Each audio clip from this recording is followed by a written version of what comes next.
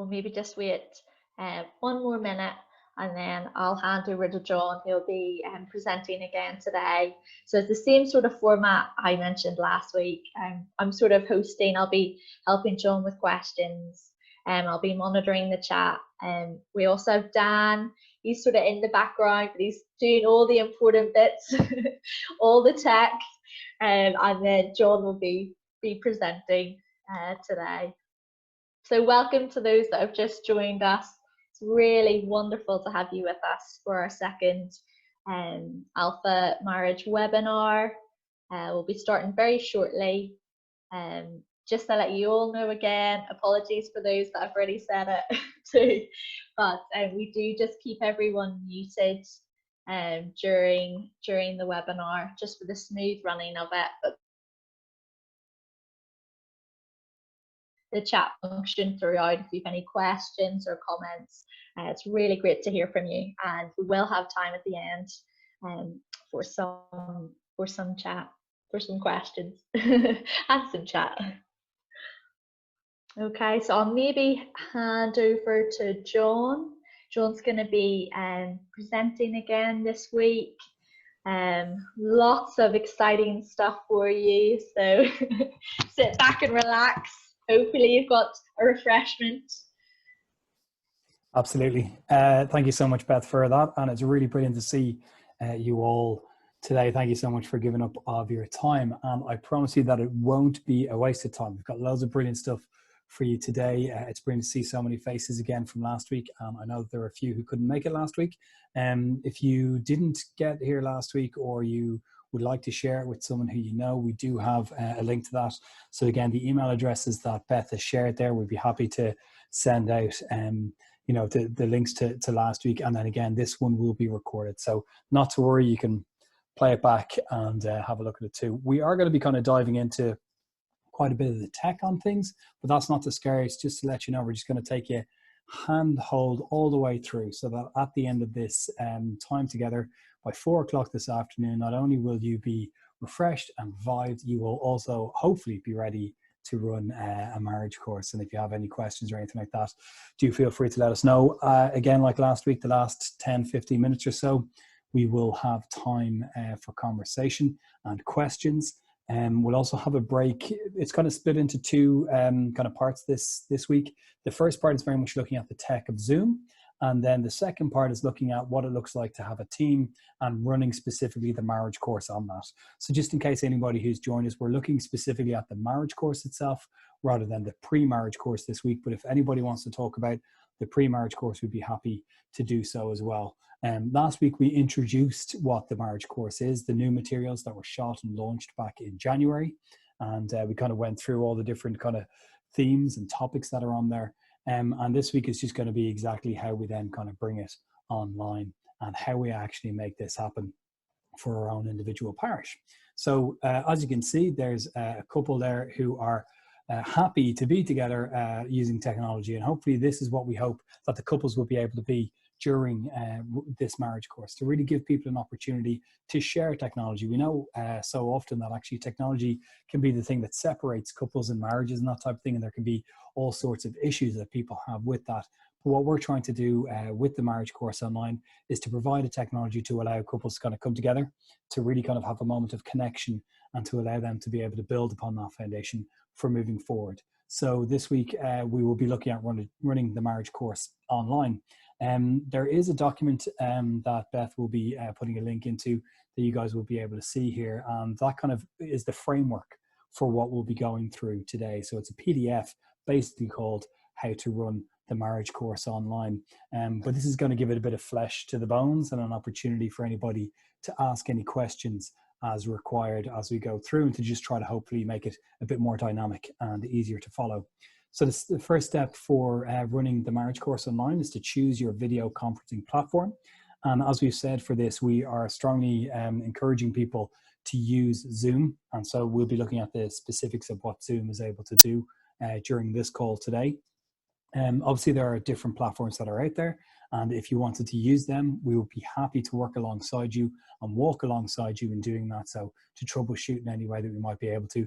But this specific this specific webinar is going to be specifically about Zoom. So if you would like to kind of chat about that afterwards, we'd be happy to do so, but we're going to keep the kind of questions about Zoom in this particular one, if that's all right. Your step 2 then is going to be to schedule your sessions. So for the marriage course, there are 7 sessions, and we'd encourage that to be kind of 7 weeks altogether, where we're able to kind of work together on that. And then step 3 is selecting your team, and the team is really important.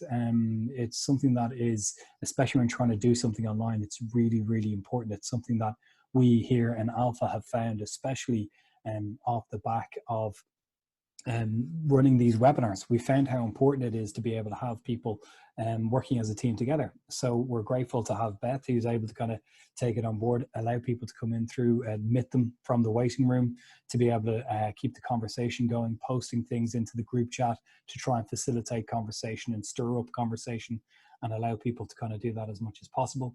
And then obviously we have Dan in the background, as Beth mentioned before, he's running the tech, which ensures that I really don't have to worry about any of that, that it's all just kind of happening for me and I'm able to follow that. So it's rather than trying to kind of be clunky and working along that. So we'll go through the team as we go, but what I will say is that team is vitally important if you're running anything online. Step 4 then obviously will be to invite your guests to your course.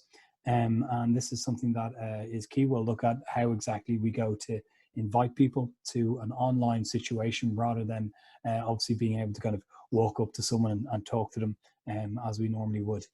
And then step 5 is looking at your weekly agenda and what that looks like, and what does it look like on a weekly basis? What does the marriage course look like when it's being run?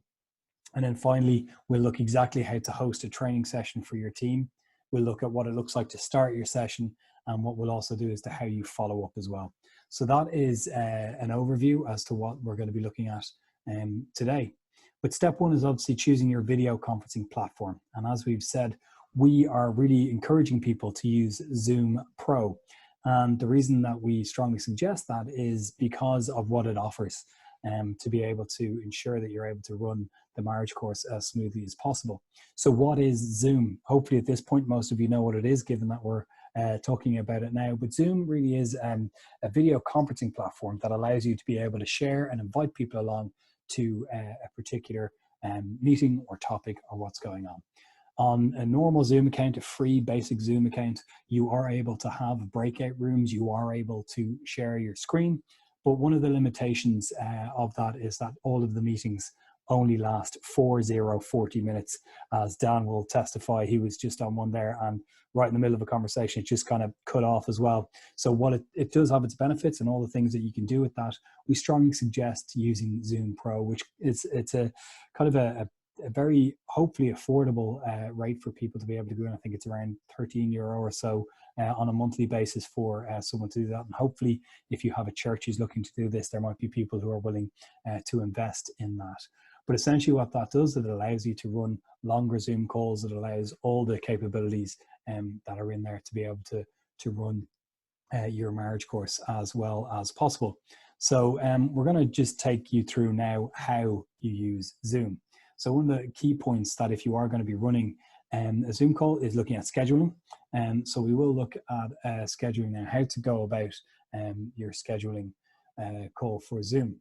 So what you'll do is at the very basic, you'll have your home screen when you go in, and you have kind of 4 things in that. There's a new meeting, join a meeting, there's schedule a meeting, and one other that at this very moment in time is escaping my memory. But if you click into the schedule meeting, this is what will come up.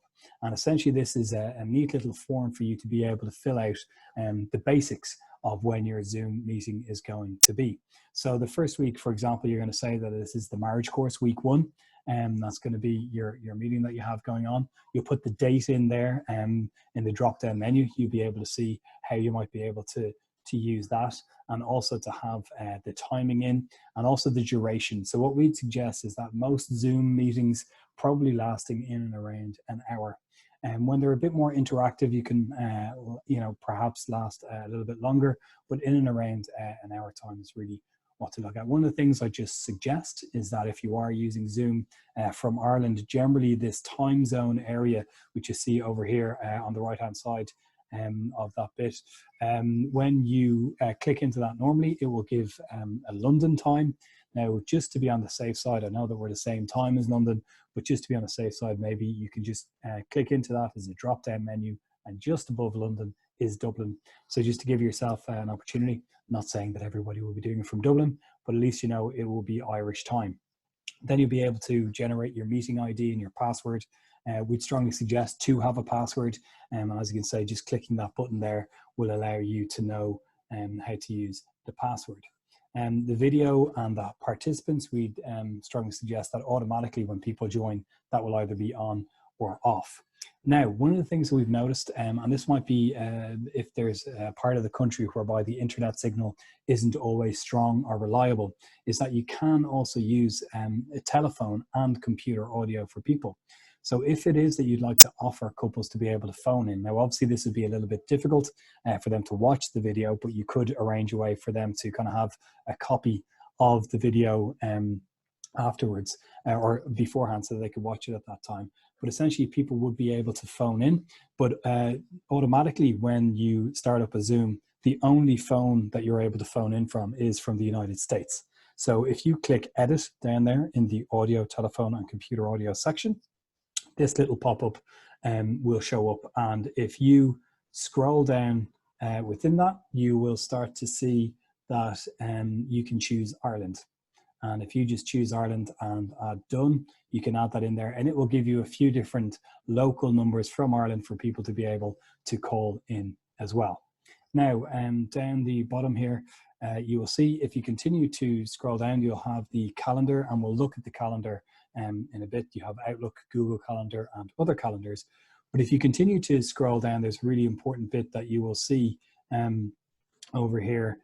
You have the opportunity to look at the advanced options, and the advanced options are quite helpful. So if you are able to enable a waiting room, which means that when you start your meeting, you will have an opportunity perhaps for you and your team to be together, to be able to have a conversation, maybe to be able to pray, and that people will have to have a waiting room when they click the link, and you will be able to then admit people in at a time when you are ready. It just enables a smoother process to ensure that you kind of have your team on board and you don't have to get started until such a time as everybody is ready to do so.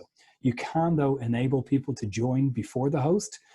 So that just means that I, for example, had hosted this meeting, but if Dan or Beth wanted to come on beforehand, they will be able to do so too. Sorry, Dan, could we just go back on that, please? Thank you.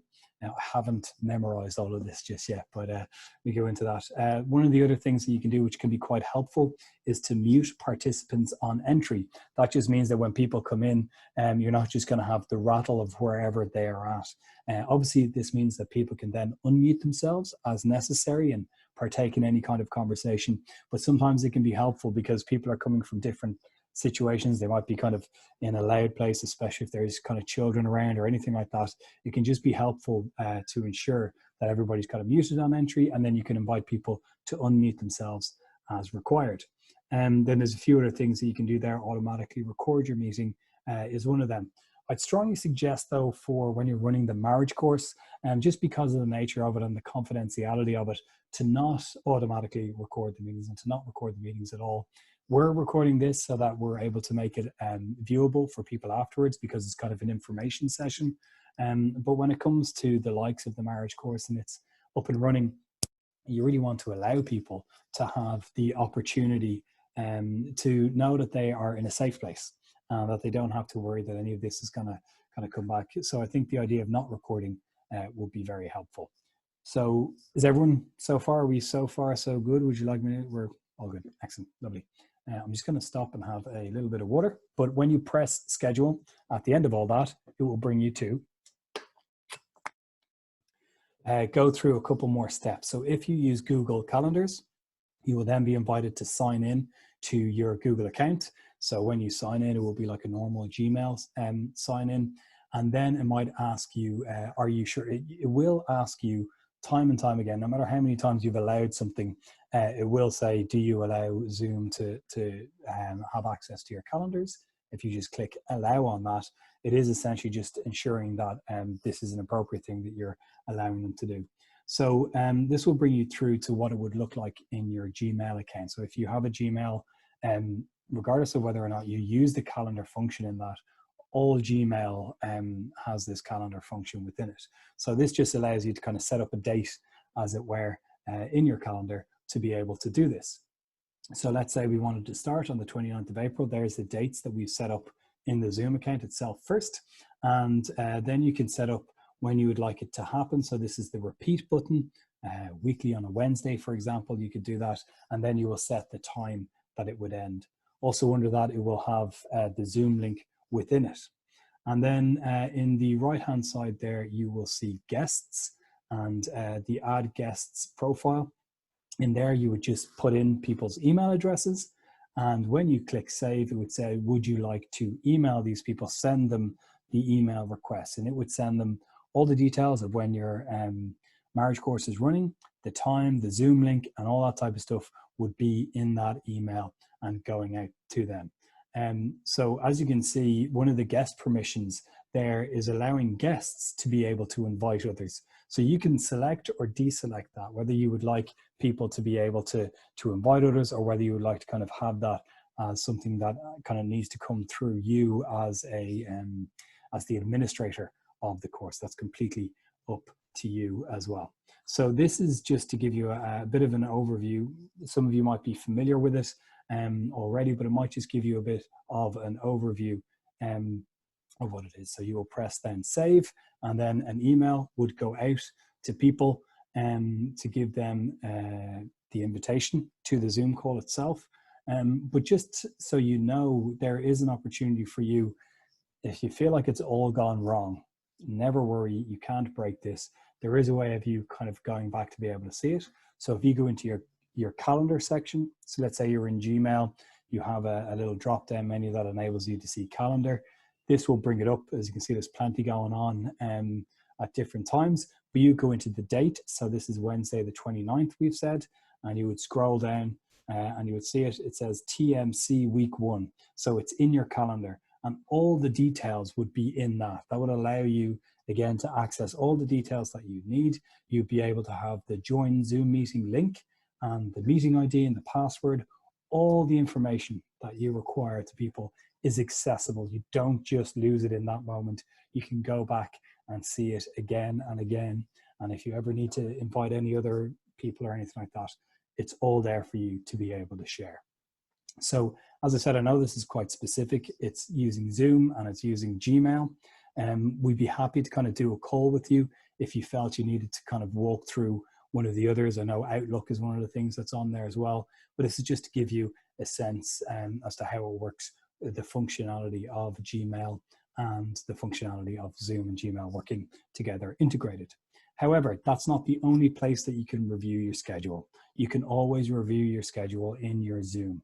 So you will probably be encouraged to download the app onto your laptop, if it is a laptop that you're using, or anything like that. So if you then open up the app, when you see, you'll have your home screen, which again is when you have your new meeting, join a meeting schedule, or whatever it is that's in there too. But as you can see on the top of the screen, you have home, you have chat, you have meetings, and you have contacts. So if you select meetings at the top there, it will bring up a list of all the meetings that you have scheduled for Zoom. So this will allow you to have an overlook of everything that you see. So as you can see here from the one that I've set up, it shows up as the marriage course week 1. And so when you come in, it has the start button there. It has your copy invitation, edit, or delete. So if everything has gone absolutely wrong and you're a little bit concerned about it, you'd like to start again, you can easily delete that. It's fine, and you can go from there. You can also copy the invitation automatically. I think when you come into it, all this information is hidden, but it will say show meeting invitation, where it currently says hide meeting invitation, about just under the start button there. It will say show it, and all that detail will come up again. You can copy and go on. And as you can see in this one, it shows right at the very bottom is a local Irish number where you'd be able to kind of call in, because we said that we wanted to allow Irish numbers to call in. The US ones will always be there. It's a default, but the Irish numbers are also there for you to be able to use. So the list of all your meetings will be down there, And if and whenever you want to start your meetings, you can go into there and start it from there. Because if you went into a new meeting and tried to start a new meeting, the link that you've already generated wouldn't work. So you're essentially using the link that you sent out to everybody here to be able to use again. How are we doing so far? Are we okay? Yeah, cool, good stuff. Just want to make sure. Lovely, cool. So yeah, there you go. You can copy the invitation there in one click, and then you can email people throughout whatever email address that you use. So if you don't use Gmail, if you don't use any of that, if you come into this, you're able to copy that invitation, all the details that you need, go into your Yahoo, your Hotmail, whatever it is that you use, your Outlook, and copy all of this information in and email it out to whoever you have as well. And there are certain settings that we have for Zoom that you are not able to access via the Zoom app. So this is just something to be aware of. So in the Zoom app, it kind of looks at the functionality of the calls itself. So what you're able to do within a call or not. But if you're able to log into your browser, so whether that's Google Chrome, whether that's Safari, whether that is Mozilla Firefox, or whatever it is that you use as your browser, if you type in zoom.us, you will be invited to log in to the back end of your account. So you can go in here and you'll see the different things that you can look at, your profile. Again, you can have an overview of all the meetings that you have already set up and look at any webinars that you have or recordings that you had. But the thing that we're very interested in for the moment is settings. And if you go into the settings, there are a few things that this enables you to do.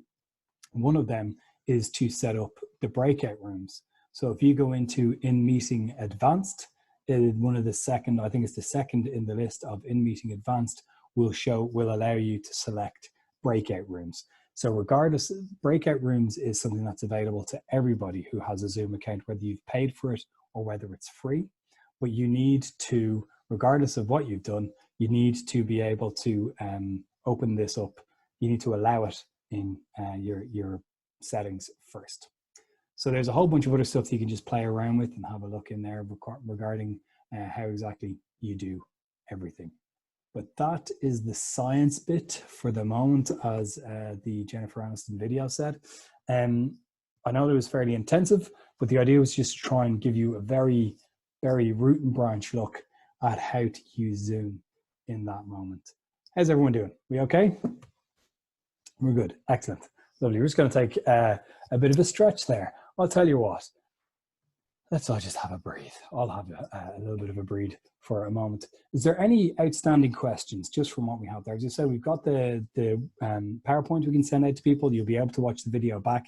Is there anything from there that you just would like to clarify or just ask a question about that just wasn't clear?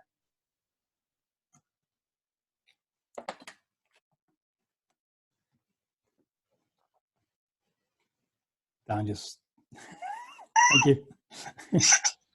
Sorry, could I ask a question about the breakout rooms again? Sorry, yes, while you've been talking, I've been setting up a mock meeting on my phone, right, going through everything. Very good. But I can't find the breakout rooms. Yeah, so I think the issue is that you cannot enable breakout rooms within a call. The only place that you can enable breakout rooms is going into your browser, which is probably for you Safari if you're on your iPhone, logging in there and going through the in-meeting advanced settings. All right, this is try something, it later. yeah, okay. A lot of people have had that issue up to this point. So I think this is the key issue that it comes in there. All right, thank you. No problem. So I see see there was a question from Ingrid as well. Hi. Just with the, I don't know if, would you need the breakout rooms for running the marriage course? No, you probably wouldn't need the breakout rooms for running it in the marriage course. We'd strongly suggest that you don't, but it was just to let people know that it's one of the functions that are there.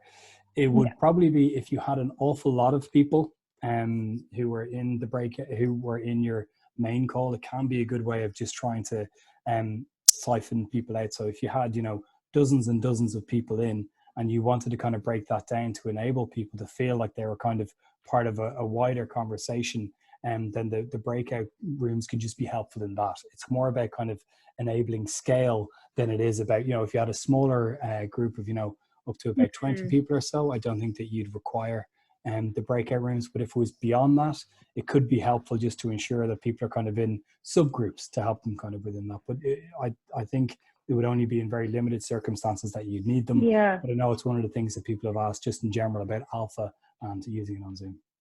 So could you actually share screens within them, and maybe if you did have a large group and you had a few leaders doing each course, or sorry, each session, that could maybe be a function? I think the issue with the breakout rooms is that there is less kind of ability to share screens and that kind of stuff within it. What you can do is it's helpful for kind of in a normal Alpha, when you're kind of having the small group discussions, you can post the questions that people kind of talk about within that. And it could be, for example, if you wanted to try to encourage couples before the marriage course itself started proper, just to kind of build a sense of community with them, you can kind of break them off into smaller groups. It's an opportunity to start to have a glass of wine and get to know some people. Icebreakers to help people to feel comfortable. But I think before you did that, what you'd have to do is to ensure that people knew that this isn't going to be how they experience the course, because the idea of the course is that it's the couple themselves speaking privately. But it can be an opportunity to try and build, maybe in week 3 or 4, when people are comfortable with what's there and would like an opportunity to kind of chat to people, there is a chance of using the breakout rooms as a function of trying to just build that community and that sense of kind of people being all in it together, especially if they're not able to meet in a physical environment. It can be really good to ensure that people are able to have a chance to discuss, just good get idea. to know each other. Yeah. Any other questions at this point? No? Great. Oh, lovely. So we'll run on now to the fun bit. This is great. This is where we're really looking at the marriage course, what's needed, regardless of what you're doing. So as we said, the first thing that you needed to do when you were setting up is to try and choose your video platform, to lay out your schedule and to know what you're doing. And I just can't stress enough the importance of team and how important team is. No matter how small you might feel the marriage course that you're running is, it's really, really helpful to have a team together, especially if you're someone who wouldn't be overly confident in using online streaming and that kind of stuff. There's different kind of personality types, and some people are really good at presenting. Some people are really kind of welcoming and enjoyable, and they could talk to anybody in any kind of circumstance, and they will be the right type of people to host, but they mightn't exactly be the right type of people to develop the tech and to know what to do, because it can be a little bit disorienting sometimes when you're starting to do the tech. So you want people who are kind of comfortable with that to do that. So what we're saying is that you kind of break it down to 3 areas. The hosts, I think, is the same as an in-person course. You need a host couple ideally, or an individual for that, and to help people to facilitate the evening. And it's really important in this thing to try and have good high energy, to be excited to be there, because one of the things that cameras can do is just kind of, they can dampen things down a little bit. They can just, if you're lethargic, you can come across a little bit like that. So one of the things is obviously not to be too cartoonish, but just to be high energy and happy and enjoyable, and to really try and help people to feel at ease and welcome into this space. Obviously, if you know the people who are there, it's helpful, but if you don't happen to know all of the couples, it can be really important to just help them to feel at ease, that this is a safe space and this is welcome. Then what we would suggest is to have someone who's able to administrate the Zoom call on a tech sense. So someone who's comfortable with that, or a couple of people who might be comfortable on that, who also have the power to be able to kind of work to bring this to life, because the tech is such an important part of it. So they will be sharing the videos, for example, pausing the videos for conversation, also having music. Now, we haven't really used music much in this one, but using music can be very helpful to ensure. And I think next week we're going to look at specifically, sharing music and what types of music and how that can work to just kind of set a scene, to allow people feel at ease when they come into a place, and to help them really feel like, this is a good place, this is an open place. And so, yeah, the idea is the tech person should be able to just sort things through. One of the things that I'd really strongly suggest as well is prayer. It's one of the things that we sometimes kind of say, oh yeah, we need to be praying, we need to kind of know these things, but actually prayer is vitally important. And it can never be overestimated. I think it's really important. It can be often underestimated, but it's never overestimated. I think it's good to just have people on the call either before or during the session to be providing prayer support. So that can be separately, obviously, you know, having a screen of a couple of people who are actively and just praying could be a little bit off-putting if there's people kind of from the community who are coming in. But one of the things, you know, in the background is to have people praying offline or just around there, to just be praying that people's hearts will be open, because we know that this is a moment where there's huge struggles that are happening, and there's a lot of issues that can come up for couples during this. And we really want to try and support families, and we want to try and support people to be able to have the best marriage that they can. But there are other things that will be acting against that. So really having people interceding will be really important. 1 second.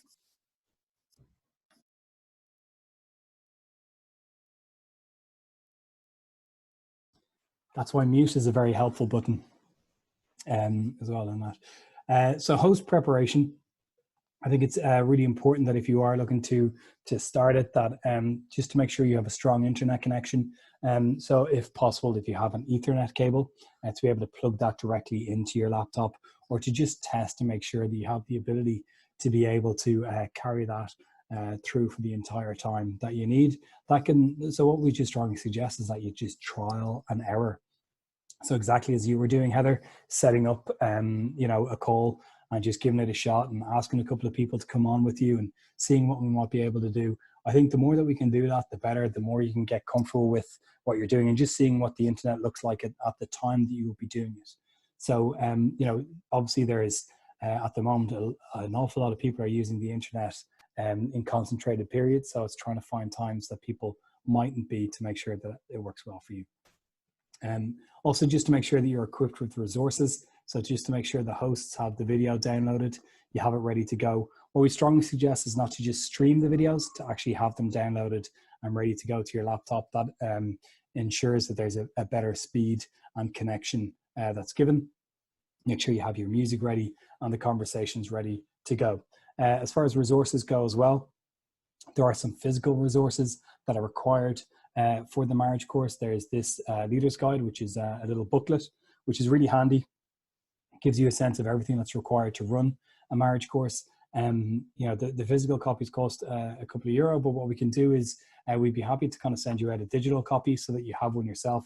Obviously, some people prefer to have something physical in their hands. If so, we'd be happy to sort that out with you too. This is just the leader's guide. It's you know, maybe 20-30 pages, as everything that you need to know as a leader for running the marriage course. It's extremely helpful. And then the other thing that is there is this, which we have printed up. There are the workbooks for the guest journals. So they're manuals. We've kind of printed them up there. They're really nice, lovely color and everything in there. And the idea is to really help people to use this as a journal, as a journey for them that the couple are on, to try and work together throughout this course. It's going to be some stuff that they remember and learn about the couple for the first time, about their spouse. We'd really strongly encourage people to have a physical copy of this. We do have a digital version. It's not as strong. I really feel that this kind of feels like there's something about having this that feels like you're investing in a journey together, and it's investing in your marriage, it's investing in your relationship. And so I think that there's something strong with that. You can only get those things through us at the moment. We're happy to have a conversation with you about that, especially with regards to cost. For those of you who are on this call and looking to try and get it started, we'd be really happy to try and work with you in making sure the cost isn't an issue for you for moving forward as we go forward. But yeah, so just get in touch with us and we'll chat with you for all about what you need and how you need it. And then finally, lights, camera, and action. As hosts, it's helpful if your screen is decluttered. One of the things, there was a video that people have been posting around now, the different types of Zoom users, and there's people whose family members keep making cameos, and there's the people who are sitting in front of big leather books, all that kind of stuff. But it's important to just try and make sure that your screen is decluttered, and there's not your big plant is in the front there or anything like that. So just to try and make it clean, comfortable, decluttered, and welcoming for people to come on. So just to kind of think a little bit about it, I think there are plenty of people for whom, you know, the aesthetics of a shot would come naturally, but it's also just something to think about. And also just be friendly and warm, and your energy as the host is the thing that makes people feel at ease, or it makes people think, oh, I'm not quite sure if this is for me. So it's just about trying to be real, be friendly, and be honest about it. So we'll skip on to the next thing now. So the invitation is really important. I am aware there's a huge amount of information in all of this. The PowerPoint will be available, the video will be available. We just want to try and give you all the information that you need. One thing that we'd say about invitations is that personal invitation always works, never fails. You could also, perhaps if you're coming from a parish or a church, invite your couples from your church to try and come along and to give it a try, to really try and invest in them in this time. You can also go online, you have flyers, social media, you can do videos or whatever. We'd be happy to work alongside you to help you on any of those that you might need. Invite the guests via WhatsApp groups.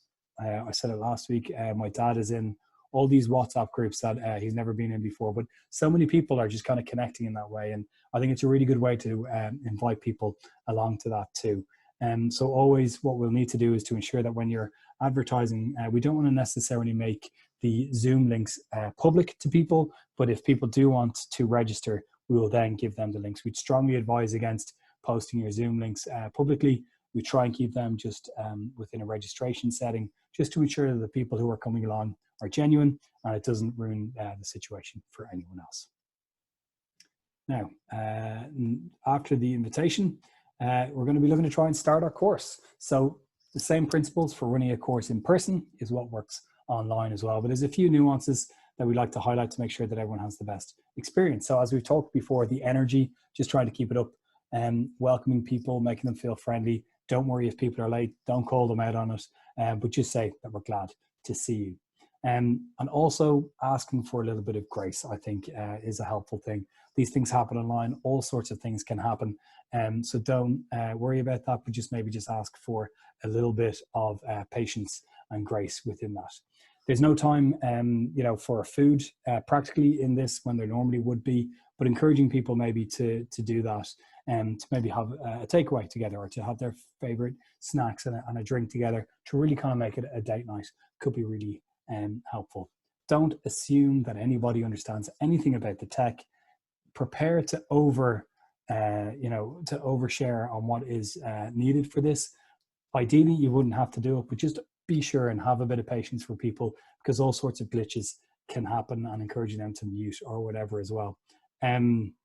So we also encourage people to take advantage of the chat feature and sharing additional comments or whatever as well.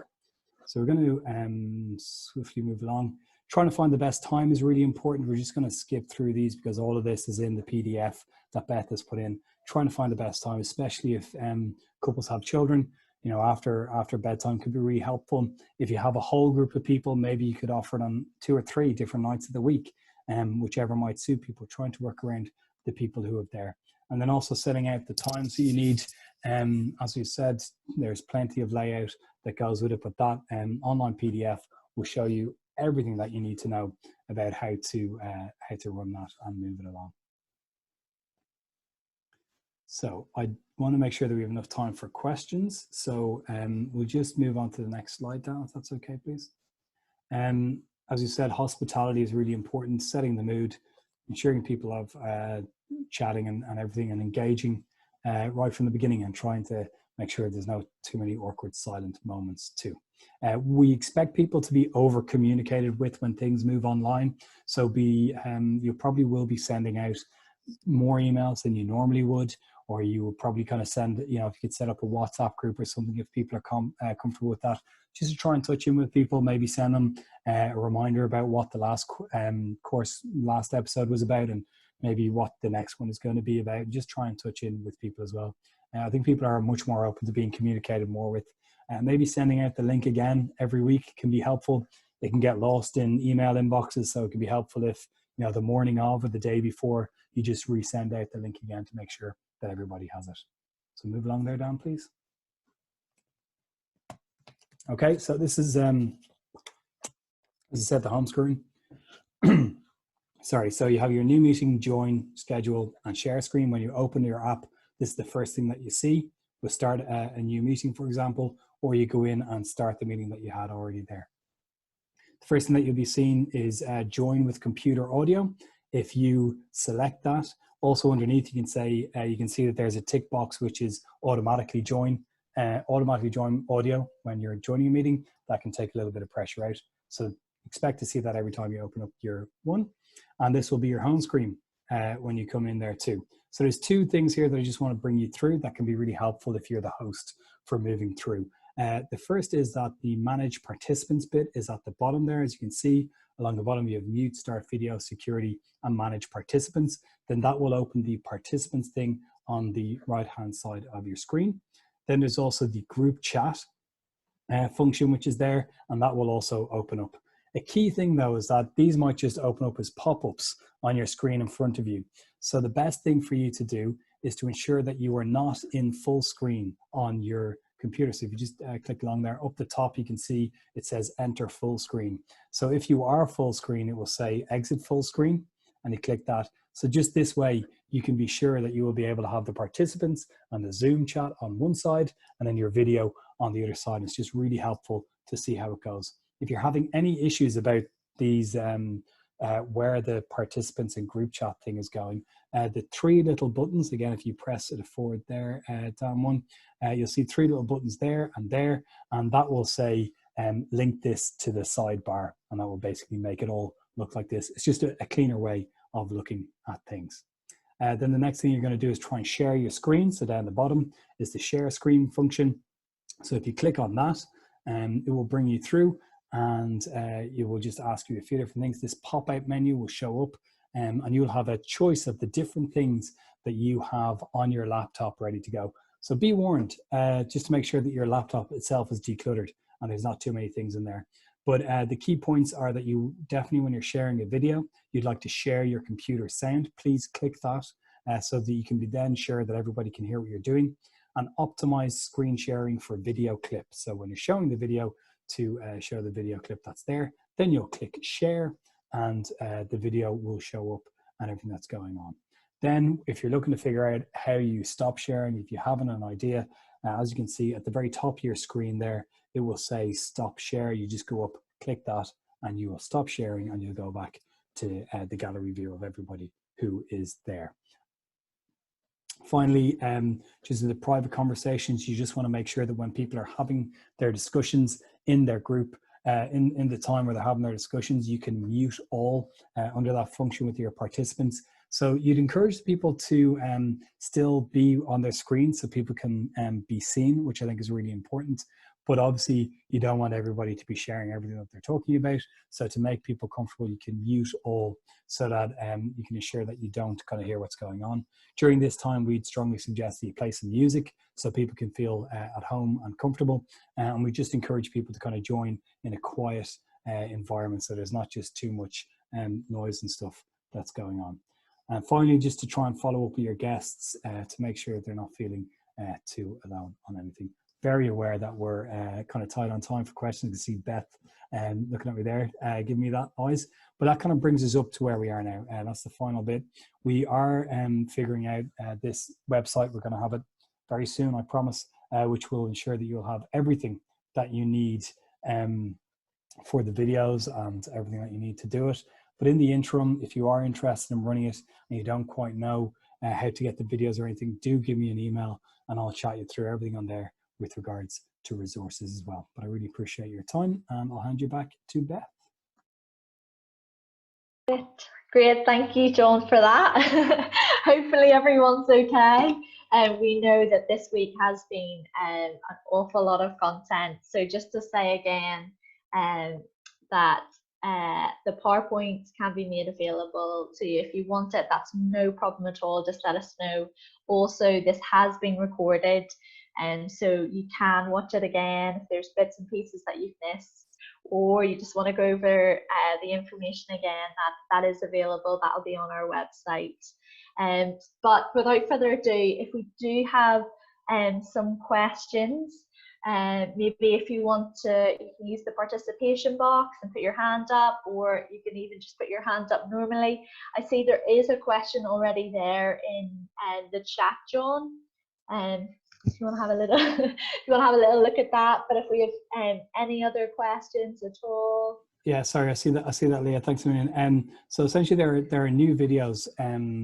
There's kind of two versions of the videos. One that's kind of online, that's kind of made where the conversation moments are kind of built in, and then other ones that are kind of the newer videos when they first came out that don't have the kind of timings built into that. So we're just, again, when we have the videos ready for people, we'll have a conversation before and during it, as soon as you have the videos, to kind of talk through which ones that you get. I just want to read that to make sure that I have that correct. So yeah, any other questions? We actually had a few things. Before we finish the call today, we are actually going to do a little poll, just to let you know, just to see how people are feeling, how they've been finding the information that we've been giving last week and this week. What we also wanted to do, we just wanted to put the question out there: is there things that people would like us to talk about next week? There's a number of things we will talk about, but we just wanted to say, is there something in particular to do with the marriage course online, that people would like us to sort of take the week to prepare and bring back next week? So even if people want to have a little think about that, I see, Alan, you've got your hand up. If you want to unmute yourself there. Yeah, just a quick question.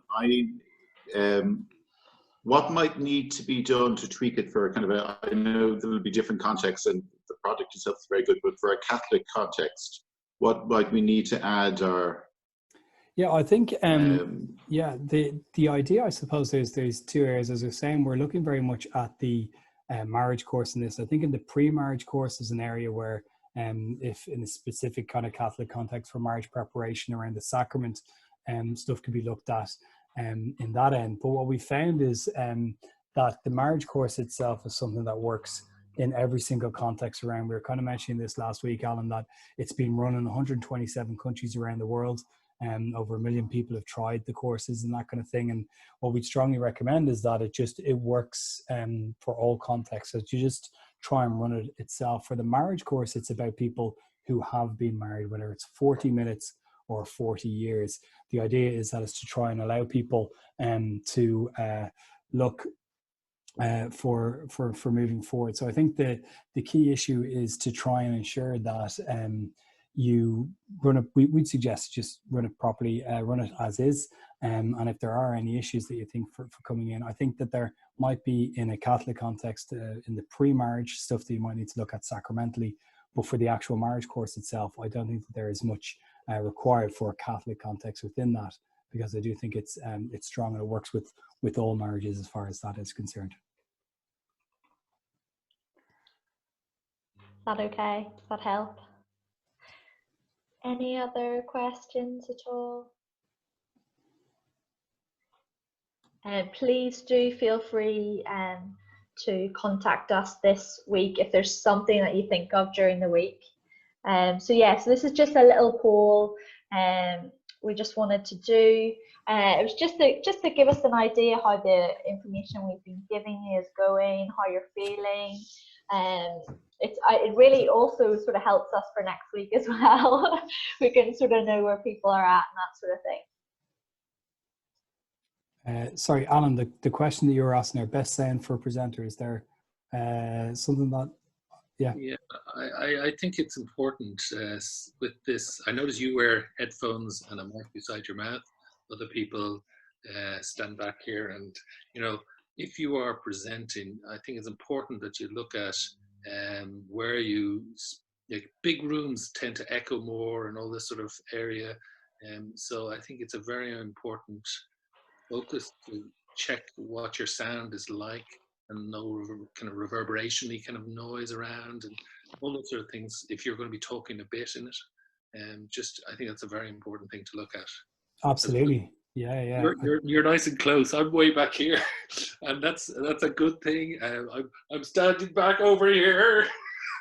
But just that, you know, if you're presenting that, you know, you are presenting in a way. And Beth, you look very nicely framed in your picture with that kind of wood around you.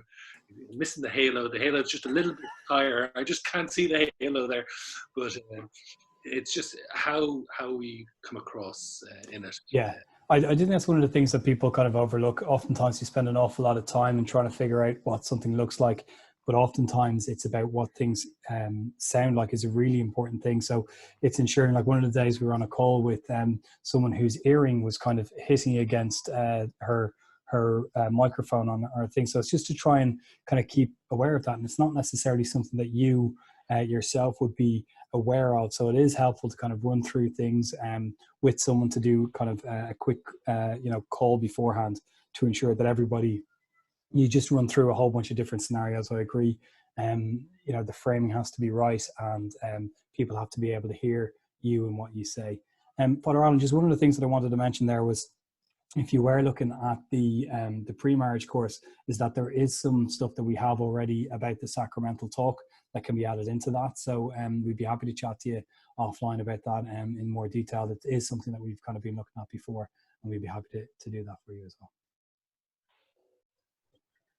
Great. I actually, John, just during it, I did have a discussion with someone just about the background, and I was saying it is possible on Zoom that you can personalize your background, like, and get quite a basic one if you wanted. Yeah, I think the key thing about that is you can personalize your background, and as long as it's something that is welcoming and makes sense. I think the last thing that you want is to have lots of distractions going on. I know that there's plenty of different things that you can do. It's to try and just make it seem as approachable and as straightforward as possible. So it is important to kind of think about, the lighting that is around you and where you're at. But you can, basically kind of the thing itself takes this background out behind your face and then puts in a different one. One of the things you just have to be wary on that is that it takes the major color that is behind you, and that's what it uses. So you just be aware that if it's particularly bright and it's very white and you've got a lot of white in your face, those backgrounds can also kind of work over your face as well. So it can be a little bit distracting. So again, just something maybe to spend a little bit of time at, to make sure that you have kind of right and tried it and tested first. I do think, the way they have the couch scenario, the sitting on the couch. And to me, a couple on the couch, like Nikki and Silla Lee are on the couch together, that could be a good way of presenting it. The thing that I would be concerned for people doing that is, then if you're sitting back in a couch together with your husband or wife, that the sound, then you need to look at the sound. But I think it'd be great if you were able to be relaxed, sit on the couch, present together, but look at the sound. You're going to be further apart than that, Yeah, absolutely. Thanks, Alan. I think that's the key, is to really, again, it's just a trial to make sure, you can record the session. So maybe what I'd strongly suggest is that if you were going to do a dry run, you could record that one yourself, and then you can watch that back and you can see all the things that work and don't work on that too. Critique yourself. Well, I think we'll leave it there for this week. If everyone's okay, it's been really wonderful to have you all with us. Just to say again, we have our final one next week, the same Zoom link. It'd be great to see you all back here. Please do be in touch this week if you have any questions, any input for what we cover next week. And if it's okay, I'll just finish with a short prayer, and then that will be us. Lord, we just thank you for this time that we can come together. We can talk about marriage and the importance of it, God. And I just pray, just as we have covered this information and we cover more information next week, Lord God, that you would just bless our planning, that you would just bless the couples in our church, in our churches and in our lives, Lord God, and that you would just make the way for us to use this resource to bless people. Bless us today and bless us this weekend, Lord Jesus. In your name, amen. Amen. Great. It's been great to have you with us. Hopefully see you again next week, and have a great weekend.